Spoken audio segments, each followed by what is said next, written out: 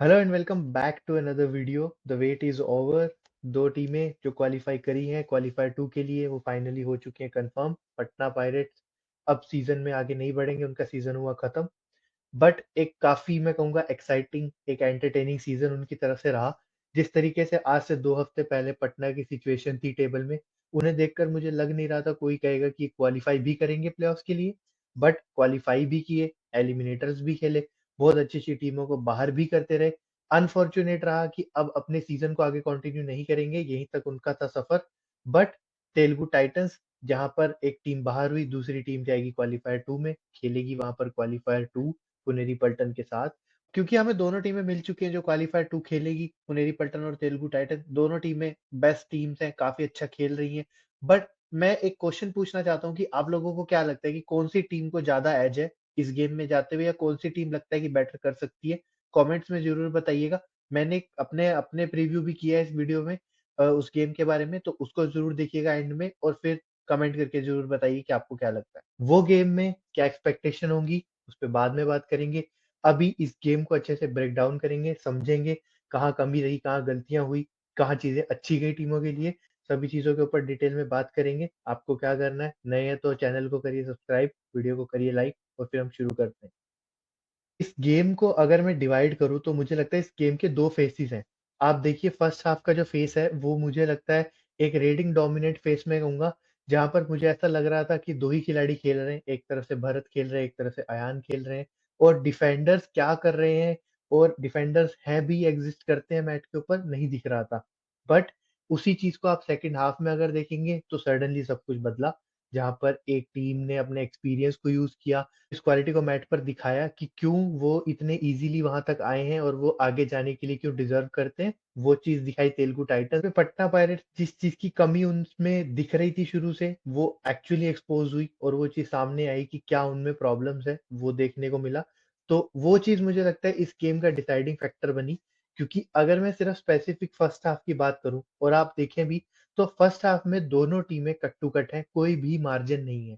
But margin कहाँ है? Margin ये है कि रेडिंग इतनी अच्छी हुई है या डिफेंस बहुत ही बेकार हुआ है।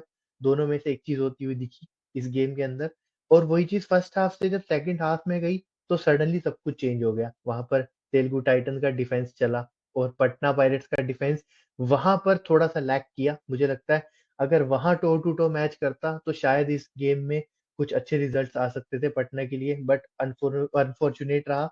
और जिस तरीके से खेली पटना, मुझे लग भी रहा था, क्योंकि आप प्लेऑफ्स जब खेलते हैं, हर गेम प्रेशर गेम होता है, आप हर गेम में बहुत ज़्यादा एग्ज़ॉस्ट होते हैं, तो पटना मुझे लग भी रहा था कि कहीं एक लेवल पर आकर स्ट्रगल करती हुई दिखेगी। वो दिखी आज वो उनकी गेम सेकंड हाफ में, जहाँ पर जब तेलुगु टाइटन लीड लेकर निकली, तो उनके पास कमबैक का स्कोप ही नहीं दिखा वहाँ से, पटना के पास। तो वो चीज़ दिखी। Game by game, play by play देखते हैं। जैसे देखिए गेम की शुरुआत हुई, जहाँ पर जो चीज़ पिछले गेम में बेंगलुरु बुल्स का डिफेंस करना चाह रहा था कि अयान को टैकल करे राइट कॉर्नर, वो शुभम शिंदे ने यहाँ पहली ही रेड में करके दिखा दी। तो वहीं से मुझे लगता है टोन सेट हो गई थोड़ी-सी। बट उस टैकल को अगर मैं साइड कर दूँ और उसके बाद कुछ एक मोमेंट्स अगर मैं साइड कर दूँ, तो पूरे फर्स्ट हाफ में मुझे कहीं भी डिफेंस वैल्यू ऐड करता नहीं दिखा, दोनों टीमों के लिए ये बात। वहाँ पर आप ये नहीं कहेंगे कि एक टीम का डिफेंस खराब था। दोनों ही टीमों के डिफेंस से कोई मुझे नहीं दिख रहा था कि आउटपुट आ रहा है। क्योंकि एक तरफ अयान गलतियाँ करवा रहे थे, फिर एक तरफ आप देखें तो भरत जिस तरीके से आज उन्होंने रेडिंग की है, उन्होंने पिछले गेम में जिस तरीके से भरत हुड्डा ने और विजय मलिक ने एक रोल डिसाइड करके रेडिंग की थी, आज मुझे लगता है उन्होंने अपना डोमिनेटिंग गेम दिखाया, और उन्होंने जिस तरीके से डिसरप्ट किया है पटना के डिफेंस को, उसे देखते हुए मुझे लगता है कि अब अगले गेम में पुनेरी पल्टन को ज़रूर अलर्ट होना होगा, इस मैच को देखेंगे अगर वो वापस से। तो भरत हुड्डा जिस तरीके से उन्होंने रेडिंग करी, तो वो मुझे लगता है अब एक गेम चेंजर की तरह खेले हैं आज के गेम के अंदर। हम प्ले बाय प्ले देख ही रहे हैं, तो मुझे लगता है कुछ चीज़ों पे नज़र डालनी चाहिए स्पेसिफिक फर्स्ट हाफ में। कुछ ऐसे टैकल्स हुए जो मुझे लगता है अननेसेसरी थे, जिसकी कोई रिक्वायरमेंट ही नहीं थी, बट फिर भी टैकल्स हो रहे हैं। इवन आप चाहते नहीं हैं कि उस तरीके से आप जाएँ गेम में, क्योंकि बिल्कुल इक्वल-इक्वल गेम चल रहा है। आप वहाँ पर ये एक्सपेक्ट करते हैं कि आप कंपोज़ रहें और कोशिश करें कि कम से कम गलतियाँ करें एज़ अ डिफेंस, और रेडर्स चाहेंगे कि ज़्यादा से ज़्यादा गलतियाँ हो। जैसे आप देखिए भरत ने जिस तरह से रेडिंग की, यहाँ पर आप देखिए कि जिस तरीके से भरत को 3-3 प्लेयर जा रहे हैं या 2-2 प्लेयर एकदम अननेचुरल तरीके से टैकल के लिए जा रहे हैं, वो सब कमियाँ पटना के डिफेंस की तरफ से दिखी। सेम चीज़ तेलुगु टाइटन के डिफेंस की तरफ से दिखी। अगर आप यहाँ देखेंगे तो अयान को एक एडवांस टैकल के लिए जा रहे हैं 2 डिफेंडर्स या 2 प्लेयर्स, और मुझे नहीं लगता कि ये ऐसे एंगल्स हैं जहाँ से आप एक्चुअल में टैकल क्रिएट कर सकते हैं। तो वो सब चीज़ें देखते हुए मुझे लगता है थोड़ा-सा एक स्ट्रगलिंग गेम दिखा डिफेंस का, या आप कह सकते हैं कि रेडर्स की मास्टर क्लास थी वो, क्योंकि जिस तरीके से दोनों ही प्लेयर्स ने परफ़ॉर्म किया, और वहीं पे डिफरेंस क्रिएशन कहाँ पे आया कि अगर मैं स्टैट्स देखता हूँ तो दोनों टीमों के लिए भरत चले 23-24 पॉइंट लिए, अयान चले 23-24 पॉइंट लिए। आपके मेन रेडर्स ने एक-दूसरे को नलीफाई कर दिया एक तरह से, बट डिफरेंस कहाँ क्रिएट हुआ? डिफरेंस मुझे लगता है तेलुगु टाइटंस के लिए जो क्रिएट हुआ, वो हुआ जो सेकंड हाफ स्टार्ट होते ही सडन जो एक पिकअप लिया डिफेंस ने, वहाँ पे क्रेडिट जाएगा शुभम शिंदे को। आप देखिए जिस तरीके से खेले आपके कवर्स, और वो उन खिलाड़ियों ने वो मोमेंटम क्रिएट किया कि आप लीड लेकर जाएँ और फिर उस लीड को कंटिन्यू रखें। वो चीज़ देखकर अच्छा लगा। विजय मलिक आज फिर से मुझे लगता है उनका एक अच्छा game in terms of game management, खुद से रेडिंग में अच्छे पॉइंट्स लिए, उन्होंने 4-5 अच्छी रेड्स की, बट उससे ज़्यादा उन्होंने गेम अच्छे से मैनेज किया। जो सबसे अच्छी चीज़ मुझे लगता है आज मैं उस गेम से पिक करूँगा उनके लिए कि उन्होंने समझा कि पटना का डिफेंस भरत को नहीं समझ पा रहा है, भरत के सामने स्ट्रगल कर रहा है, उन्हें ज़्यादा रेड दी। यूजुअली क्या होता है कि आप पिछले गेम का जो टैक्टिक लेकर आते हैं, वो आप कंटिन्यू करना चाहते हैं। बट इसे कहते हैं गेम अवेयरनेस, जहाँ पर आपका कैप्टन समझ रहा है कि किस तरीके से सिचुएशन में क्या करना है, और वो चीज़ भरत ने काफ़ी अच्छे से एक्सप्लॉइट की। बहुत अच्छे रेड्स डाले उन्होंने, बहुत ज़्यादा पॉइंट्स लिए, और तेलुगु टाइटंस को अब किसी तरह आप क्वालीफायर 2 में खेलते हुए देख रहे हैं। एक चीज़ और मैं बात करना चाहता हूँ, क्योंकि जिस तरीके से आप देखें पटना के लिए आज का गेम गया, once again no doubt Ayan जिस तरह की फ़ॉर्म में है, वो आप देख भी सकते हैं कि किस तरह से उन्होंने बड़े पॉइंट्स लिए हैं पिछले गेम्स में। वो देखते हुए मुझे लगता है आज थोड़ा-सा पटना का डिफेंस, क्योंकि अगर मैं नवदीप का परफ़ॉर्मेंस निकाल दूँ और अयान का परफ़ॉर्मेंस निकाल दूँ, तो बेयरली हर प्लेयर 1 या 2 पॉइंट पे खेला है। वो परफ़ॉर्मेंस एलिमिनेटर जैसे गेम में जहाँ आप घर जाने वाले हैं, अगर आप हारते हैं, वहाँ पर आप एक्सपेक्ट करते हैं कि कोच किस किस तरह का रोल प्ले करे कि आपकी टीम वो मोटिवेशन ले, उस तरीके से परफ़ॉर्म करे। थोड़ा-सा मुझे लगता है कोचिंग की तरफ से भी आज थोड़ा लैकलस्टर रहा, बट अगर आप डिफेंस की बात कर रहे हैं पटना के ओवरऑल, आज भी अगर आप देखेंगे तो काफ़ी रेस्टलेस दिखा है उनका डिफेंस, और जिस तरीके से आपने पिछले 2 गेम्स खेले थे, खास तौर पर जयपुर वाला गेम स्पेसिफिकली अगर मैं देखूँ, जहाँ आपने रेडिंग को चलने ही नहीं दिया था, एंड ऑफ कोर्स द जो आपकी जयपुर की रेटिंग है और जो तेलुगु टाइटंस की रेटिंग है, उसमें बहुत डिफरेंस है। बट अगर आपका डिफेंस कॉन्फिडेंट होगा तो आप कोशिश करेंगे कि आप उन्हें रोक लेंगे, बट वैसा नहीं दिखा। तो वो मुझे लगता है थोड़ा डिसअपॉइंटिंग रहेगा। पटना चाहेगी कि अगले सीज़न में थोड़ा उसपे इम्प्रूवमेंट करे, बट आप क्रेडिट नहीं ले सकते तेलुगु टाइटंस से, भरत से, इवन विजय विजय मलिक से। वो उन्होंने अपने गेम का ए लेवल का गेम निकाला, और उस तरीके का परफॉर्मेंस आप एक्सपेक्ट भी करते हैं इस तरह के बड़े गेम्स में कि आपके बड़े प्लेयर स्टेप अप करें, आपको पॉइंट्स लाकर दें, आपको मैच जिता कर दें। इसीलिए आप उनके ऊपर ऑक्शन में इतना पैसा भी लगाते हैं। तो मुझे लगता है ओवरऑल पटना के लिए पॉजिटिव में अगर मैं देखूँगा, तो इस सीज़न से आई थिंक अयान का पॉजिटिव ले सकते हैं, और एक अच्छा पॉजिटिव आप ये ले सकते हैं कि अगले सीज़न अगर मनिंदर फिट हो जाते हैं, आप उन्हें रिटेन करने का प्लान कर रहे हैं, अगर आप उन्हें रिटेन कर लेते हैं, तो आपके पास एक बहुत अच्छा रेडिंग डुओ बन जाएगा।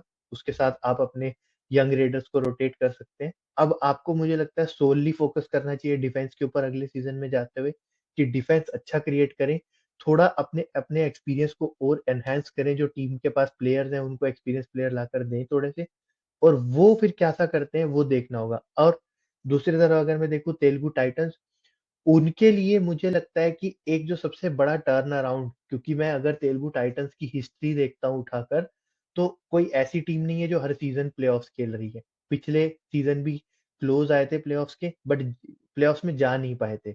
और उस सिचुएशन से आपने जब कोचिंग रिप्लेस की, और यहाँ पर आता है कृष्ण कुमार हुड्डा का रोल, जिस तरीके से वो आए, और उनका मैंने पहले भी मेंशन किया है और ब्रीफली मेंशन किया है कि वो one of the most underrated coach हैं। और आज जिस तरीके से उनका सेलिब्रेशन था, लास्ट की कुछ 2-1 रेड बची थी, जिस तरीके से उन्होंने अपना वो सेलिब्रेशन दिखाया, वो प्रूव करता है कि वो क्या क्वालिटी और क्या कैलिबर लेकर आते हैं टीम के अंदर। एक ऐसी टीम जिसको आपने स्क्रैच से बनाया, आपने कोई बड़ा नाम नहीं जोड़ा अपनी टीम के साथ, कोई बहुत बड़ा सुपरस्टार नहीं लेकर आए, लेकिन आपने सुपरस्टार क्रिएट किए। वो अब आप अंकित के रूप में देखें, आप शुभम शिंदे के ऊपर बैट खेले, आपने अवी जैसे मैं कहूँगा यंग प्लेयर्स को चांस दिया, उनके ऊपर कॉन्फिडेंस दिखाया through out the season. Bharat को लेकर आए, भरत अगेन आप देखेंगे तो वो आप टॉप 5 रेडर्स में भी नहीं रखेंगे उन्हें अभी के टाइम पे, बट उनको पिक किया। सबसे जो शॉकिंग मेरे लिए पिक था वो विजय मलिक का था, क्योंकि पिछले साल तक दबंग दिल्ली में एज़ अ थर्ड रेडर या सेकंड रेडर खेल रहे थे। उन्हें एज़ अ कैप्टन लेकर आए, उनके ऊपर एक बैट किया और वो अब काफ़ी हद तक रीपे कर चुका है उनके लिए। आप क्वालीफायर 2 पहुँच चुके हैं, फाइनल से 1 मैच पीछे हैं, तो अगर आप वहाँ जीतते हैं, आप फाइनल में खेलते हुए देखेंगे। और मुझे लगता है कि कृष्ण कुमार हुड्डा ने एक पैटर्न बना लिया है फाइनल खेलने का। वो जिस भी टीम के साथ एसोसिएट होते हैं, वो फाइनल खेल ही जाती है टीम। तो क्या तेलुगु टाइटन वैसा कर सकती है? उसके ऊपर भी बात करने वाली चीज़ है, क्योंकि अब चैलेंज उतना सिंपल नहीं है और वैसा नहीं है कि आप इज़िली क्रूज़ करेंगे विक्ट्री। अब सामने जो टीम है पुनेरी पल्टन, वो डेफिनिटली इन सभी टीमों से बेटर टीम है। तो वहाँ पर क्या होगा, वो चीज़ देखना होगा। और उसकी बात मैंने करी, तो अब उस गेम पर चलते हैं। एलिमिनेटर हो चुका है खत्म, अब हम जाएँगे क्वालीफायर्स की तरफ। आखिरी एक मैच बचा है, जो भी टीम जीतेगी, उसका वेट कर रही है दबंग दिल्ली फाइनल्स में। तो वहाँ पर देखना होगा कि किस तरीके से वो गेम जाता है। अब अगर मैं उस गेम की बात करूँ, तो सबसे पहले मैं तेलुगु टाइटंस से कंटिन्यू करता हूँ। मुझे लगता है जिस तरीके की टीम बनी है, जिस तरीके से टीम खेल रही है और जिस तरीके से अडैप्ट करती है। आप देखें पिछले गेम में जहाँ पर उन्हें ज़रूरत थी कि थोड़ा सँभल कर खेलना है, गेम चलाते रहना है, वहाँ पर उन्होंने एक अलग अप्रोच ली। आज जहाँ उन्हें पता था कि डिफेंस उतना ज़्यादा कॉन्फिडेंट नहीं है, आज डिफेंस में उतना अच्छा शार्पनेस नहीं दिख रही है, तो वहाँ उन्होंने चार्ज किया। वो जो अडैप्टिवनेस है उस टीम की और जो प्लेयर्स आपको ऑप्शन दे रहे हैं वो चीज़ अडैप्ट करने की, वो दिखा रहा है कि वो टीम कितनी ज़्यादा स्टेबल हो सकती है। तो उनकी तरफ से मुझे लगता है एक और अच्छा परफॉर्मेंस एक्सपेक्ट होगा। वहाँ आप चाहेंगे कि थोड़ा और आपके जैसे कवर्स के प्लेयर अच्छा परफॉर्म करें, क्योंकि वहाँ अब जो सामने टीम आएगी वो वेरिएशंस वाली टीम है। फिर आप चाहेंगे कि आपके कॉर्नर्स कंटिन्यू रखें जिस तरीके से अभी खेल रहे हैं दोनों के दोनों। रेडिंग स्पेसिफिकली, क्योंकि सामने जो टीम है वो डिफेंसिवली उतनी वीक नहीं है और वो डिफेंस में ओपन नहीं होती है। तो वो देखते हुए मुझे लगता है रेडिंग यूनिट का रोल काफ़ी इम्पोर्टेंट होगा। आई थिंक उस गेम में अगर मैं प्लेयर वाइज़ देखूँ ना, तो विजय मलिक का वापिस वो वाला रोल दिखेगा, जो उन्होंने आपको मिनी क्वालीफायर में दिखाया था। क्योंकि वहाँ पे आप पुनेरी पल्टन जैसी टीम के सामने नहीं चाहेंगे कि रेडर्स प्रेशर में आएँ, क्योंकि वहाँ डिफेंस अच्छा है। तो वो देखते हुए मुझे लगता है कि विजय का रोल और भरत का रोल काफ़ी इम्पोर्टेंट हो जाएगा, कैसे वो रीडिंग करते हैं और फिर डिफेंस उसको किस तरीके से कॉम्प्लीमेंट करता है, वो भी देखना ज़रूरी। तो एक अच्छे गेम की एक्सपेक्टेशन। वहीं अगर मैं पुनेरी पल्टन की बात करूँ, तो मुझे लगता है कि पिछले गेम को अगर आप देखेंगे, जो आपने क्वालीफायर 1 खेला दबंग दिल्ली के साथ, उस गेम से आप कोई भी नेगेटिव नहीं देख पाएँगे, क्योंकि नेगेटिव एक्चुअली उस गेम में नहीं था पुनेरी पल्टन के लिए। आपने किसी भी डिपार्टमेंट में, आप किसी भी एक पर्टिकुलर चीज़ में नहीं फेल हुए। आप एक फाइन मार्जिन से हारे, जहाँ मुझे लगता है कोई भी टीम हार सकती है। It's just one another game. और उस चीज़ को वैसे ही लें, उसमें आप ज़्यादा फ़ोकस मत करें। आप ये देखें अब कि जो आपने पिछले मैच में पॉइंट्स मिस किए, जैसे मुझे लगता है रेडिंग काफ़ी अंडर यूटिलाइज़ रही, वो चीज़ को आप सही करें। आप थोड़ा-सा डिफेंसिवली मुझे लगता है एक वो बबल बस्ट करने की ज़रूरत है अजय ठाकुर को, क्योंकि वो एज़ अ रेडर अपने रेडर्स को बहुत अच्छे से मोटिवेट कर रहे हैं, बहुत अच्छे से स्ट्रैटेजी दे रहे हैं। बट थोड़ा-सा मुझे लगता है कहीं न कहीं डिफेंस के साथ वो कनेक्ट टूटता है, तो उस चीज़ को वापस फ़ोकस करें कि डिफेंस किस तरीके से काम करेगा। वो ज़रूरी, क्योंकि अगर मैं देखूँ भरत, विजय मलिक, तो मुझे लगता है गौरव खत्री जिस तरह की फ़ॉर्म में है, अभी जिस तरह की उनकी रीसेंट फ़ॉर्म चल रही है, वो देखते हुए मुझे लगता है उनका कितना इम्पोर्टेंट रोल होगा, क्योंकि आप अगर भरत को नहीं रोकेंगे राइट से, तो आपके लिए प्रॉब्लम्स होंगी। स्पेसिफिकली अगर मैं कवर देखूँ पुनेरी पल्टन का गुरदीप, क्योंकि ये बैटल ही मुझे लगता है भरत वर्सेस राइट कॉर्नर और लेफ्ट कवर है। क्योंकि आपके पास वो कॉम्बिनेशन बनेगा, जहाँ बार-बार वो रेड करेंगे। इवन विजय मलिक भी अगर आप देखें, वो लेफ्ट रेडर है। तो राइट कॉर्नर, लेफ्ट कवर का रोल बहुत इम्पोर्टेंट। वहाँ उस गेम में किस तरीके से वो दोनों खिलाड़ी खेलते हैं, वो ज़रूरी। उसके साथ मुझे लगता है थोड़ा-सा रोल विशाल भारद्वाज का ज़रूरी, क्योंकि अगर मैं बाकी गेम देखूँ उनके, जिस तरह से वो अभी तक खेले हैं, वो उस तरह का नहीं दिखा है प्लेऑफ्स में गेम। एक ही गेम खेले हैं क्वालीफायर का, बट वहाँ पर भी वो काफ़ी ज़्यादा मुझे लगता है डल दिखे। उनसे एक्सपेक्ट करेंगे कि वो थोड़ा-सा ओपन एग्रेसिव खेलें, क्योंकि वो उस तरह के प्लेयर हैं जो अच्छे बड़े गेम में परफ़ॉर्म कर सकते हैं और किया है उन्होंने रिसेंटली। अगर आप देखें शुरू के सीज़न में जब वो आए थे तो काफ़ी अच्छा प्लेऑफ्स में खेला करते थे। तो उनसे एक्सपेक्टेशन ज़्यादा। मुझे लगता है रेटिंग वाइज़ आप चाहेंगे कि असलम थोड़ा-सा पिकअप करें। आप चाहे तो सचिन को खिला के देख सकते हैं, क्योंकि सचिन भी उस तरह के प्लेयर हैं जो फाइनल्स खेले हैं। तो उनके पास वो एक्सपीरियंस है, वो प्रेशर को हैंडल करना जानते हैं। तो वो उनकी तरफ से भी दिखेगा। तो मुझे थोड़ा लगता है रेडिंग अंडर यूटिलाइज़ जो हुई, उसको थोड़ा आप चाहेंगे कि वो अच्छे से बैलेंस आउट हो। वहाँ पर आप सभी रेडर्स को अच्छे से यूज़ करें, क्योंकि तेलुगु टाइटंस के डिफेंस को अगर आपने थोड़ा भी डिस्टर्ब करना है तो आपको वेरिएशंस डालनी होंगी। अदरवाइज़ तेलुगु टाइटंस उस तरह की टीम है जो थोड़ा सेटल हो जाती है, तो वो गेम कंट्रोल करना जानती है। और पुनेरी पल्टन नहीं चाहेगी कि जितना अच्छा उनका सीज़न गया है, जैसा उन्होंने पूरे सीज़न खेला है, टॉप पे फिनिश किया है, वहाँ से आप क्वालीफायर 1 हारे दबंग दिल्ली से, जो आपके एज़ इक्वल टफ की कॉन्टेस्ट की टीम थी, उससे हारना आपको समझ में आएगा। बट यहाँ आप नहीं चाहेंगे कि वापिस से ये मैच हारें और तेलुगु टाइटंस को वो चांस दें, क्योंकि आप देखिए, there is no disrespect to Telugu Titans, but Telugu Titans और पुनेरी पल्टन का जो लेवल है, एज़ प्लेयर पर्सपेक्टिव पे देखें या आप ओवरऑल बैलेंस की तरफ देखें, तो वो Puneri Paltan is way ahead of Telugu Titans. तो वहाँ पे आप नहीं चाहेंगे कि उस तरह की टीम से आप हारें, जो आपको शायद मैच टू मैच नहीं कम्पीट करती।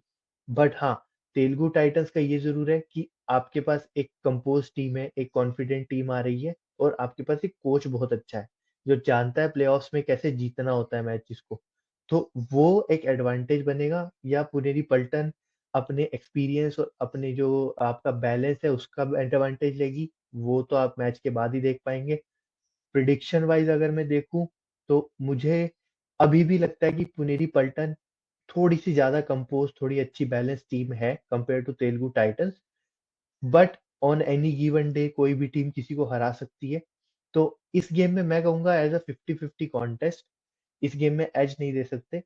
और वो चीज़ आपको गेम के बाद पता चलेगा कि किस तरीके से दोनों टीमें अपनी बेस्ट आउटपुट का एडवांटेज लेती हैं।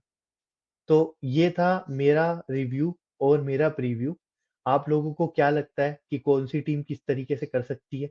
दोनों में से कौन-सी टीम ज़्यादा बेटर दिख रही है? आप मुझे कमेंट बॉक्स में ज़रूर बताइए। और आपने वीडियो देखा, thank you so much for watching. अगर आपको वीडियो पसंद आया तो लाइक कीजिए, चैनल को सब्सक्राइब कीजिए and stay tuned for the next video.